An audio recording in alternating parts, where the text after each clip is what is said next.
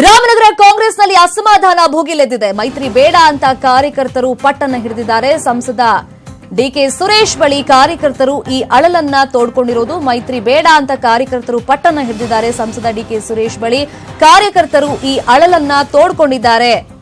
ದೇವೇಗೌಡರ ಮನೆಯವರೇ ರಾಜಕಾರಣ ಮಾಡಬೇಕಾ ಹಾಗಾದ್ರೆ ಅಂತ ಕಾರ್ಯಕರ್ತರು ಕಾಂಗ್ರೆಸ್ನವರು ಪ್ರಶ್ನೆ ಕೇಳಿದ್ದಾರೆ. ಈಗ ಅಪ್ಪ, ಮಗ, ಸೊಸೆ, ಮೊಮ್ಮಕ್ಕಳು ಕೂಡ ಬರ್ತಿದ್ದಾರೆ ರಾಜಕೀಯಕ್ಕೆ. ಜಿಲ್ಲೆಯಲ್ಲಿ ಜೆಡಿಎಸ್ ಮುಂದೆ ನಮಗೆ ಬೆಲೆನೇ ಇರೋದಿಲ್ಲ ಹಿಂಗಾದ್ರೆ ಕಾಂಗ್ರೆಸ್ಗೆ ಅಂತ ಕಾರ್ಯಕರ್ತರು ಹೇಳಿರೋದು.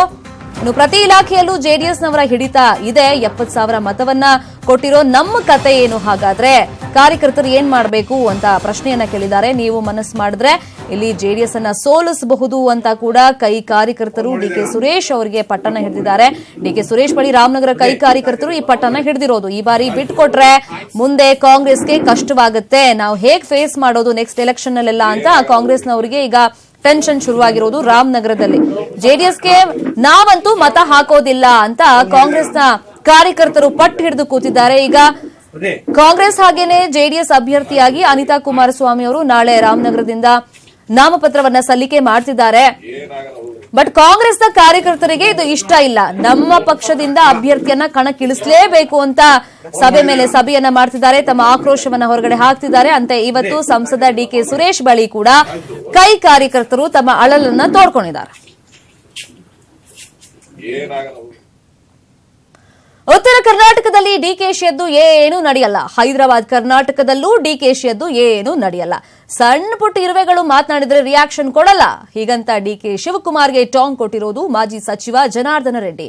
ಬಾಗಲಕೋಟೆಯ ಮುಧೋಳದಲ್ಲಿ ಮಾತನಾಡಿದ ಅವರು, ಡಿಕೆಶಿ ಬಗ್ಗೆ ಯಾಕಿಷ್ಟು ದೊಡ್ಡದಾಗಿ ಯೋಚನೆ ಮಾಡ್ತೀರಿ, ಅವರದ್ದು ಕನಕಪುರ ರಾಮನಗರದಲ್ಲಿ ನಡೀಬಹುದಷ್ಟೇ ಅಂತ ಹೇಳಿದ್ರು. ಇನ್ನು ಬಳ್ಳಾರಿಯಲ್ಲಿ ಶ್ರೀರಾಮುಲು ಯಾವತ್ತಿದ್ರು ಮಣ್ಣಿನ ಮಗ ಅಂತ ಹೇಳಿದ್ರು. ಇನ್ನು ರಾಜ್ಯದಲ್ಲಿ ಮತ್ತೆ ಬಿಜೆಪಿ ಸರ್ಕಾರ ರಚನೆ ಮಾಡುತ್ತೆ ಅಂತ ಕೂಡ ಹೇಳಿದ್ದಾರೆ. ಸಣ್ಣ ಪುಟ್ಟ ಇರುವೆಗಳು ಯಾವ್ದಾದ್ರು ಮಾತಾಡಿದ್ರೆ ಅದಕ್ಕೆ ಸಮಾಧಾನ ಹೇಳೋ ಪರಿಸ್ಥಿತಿ ನಂದಲ್ಲ. ನಾವು ಯಾರಾದ್ರೂ ಬೇರೆಯವ್ರು ಮಾತಾಡಿದ್ರೆ ಹೇಳಿ ನಾನು ಅದಕ್ಕೆ ಉತ್ತರ ಕೊಡ್ತೇನೆ. ನಾನು ನಿಮಗೆ ಒಂದೇ ಒಂದು ವಿಷಯ ಹೇಳ್ತಾ ಇರೋದು, ಕಂಪ್ಲೀಟ್ ನಿಮಗೆ ನೀವು ಡಿ ಕೆ ಅವ್ರ ಬಗ್ಗೆ ಯಾಕಷ್ಟು ದೊಡ್ಡದಾಗಿ ಯೋಚನೆ ಮಾಡ್ತಾ ಇದ್ರು ಗೊತ್ತಿಲ್ಲ. ಅವರೆಲ್ಲೋ ಕನಕಪುರ ರಾಮನಗರದಲ್ಲಿ ನಡೀಬಹುದಾಗ್ಲಿ, ನಮ್ಮ ಉತ್ತರ ಕರ್ನಾಟಕದಲ್ಲಿ, ಹೈದರಾಬಾದ್ ಕರ್ನಾಟಕದಲ್ಲಿ ಜನರು ಭಾವೋದ್ವೇಗದಿಂದ ಪ್ರೀತಿಯಿಂದ ಇವತ್ತು ನಮ್ಮನ್ನ ಅಕ್ಸೆಪ್ಟ್ ಮಾಡ್ಕೊಂಡಿರುವಂತ ಜನರು ಅವರು. ಇವತ್ತು ಇಡೀ ಕರ್ನಾಟಕ ರಾಜ್ಯದಲ್ಲಿರುವಂತ ಎಲ್ಲಾ ನಾಯಕರುಗಳು ಅಲ್ಲಿ ಬಂದು ಅವ್ರನ್ನ ಸೋಲಿಸಬೇಕು ಅನ್ನೋ ಪ್ರಯತ್ನ ಮಾಡಿದಾಗ ಎಲ್ಲ ಪಕ್ಷದ ಅಭ್ಯರ್ಥಿಗಳಿಗೂ ಕೂಡ ಠೇವಣಿ ಕಳೆದು ಶ್ರೀರಾಮುಲು 50,000 ಮೆಜಾರಿಟಿಯಲ್ಲಿ ಗೆದ್ದರು. ಈ ಸಲ ಇದೇ ರೀತಿ ನೀವು ಡಿ ಕೆ ಶಿವಕುಮಾರ್, ಕನಕಪುರ, ಸಿದ್ದರಾಮಯ್ಯ ಅವರು ಇವರು ಇವೆಲ್ಲ ಹೇಳಿದ್ರೆ ಜನ ಇನ್ನೂ ಆವೇಶದಲ್ಲಿ ಇನ್ನೂ ಹೆಚ್ಚಿನ ಮೆಜಾರಿಟಿಯಲ್ಲಿ ಶಾಂತಮ್ಮನ ಗೆಲ್ಲಿಸ್ತಾರೆ. ನೋಡೋಣ, ಕಾಲ ನಿರ್ಣಯ ಮಾಡಿತ್ತು. ಶಾಂತಮ್ಮ ಅವರು ಒಳ್ಳೆ ಮೆಜಾರಿಟಿಯಲ್ಲಿ ಗೆಲ್ತಾರೆ. ನೋಡೋಣ, ಇವತ್ತು ಎಲ್ಲ ಕಂಪ್ಲೀಟ್ ಪ್ರತಿಯೊಂದು ಕಾಲ ನಿರ್ಣಯ ಮಾಡುತ್ತೆ.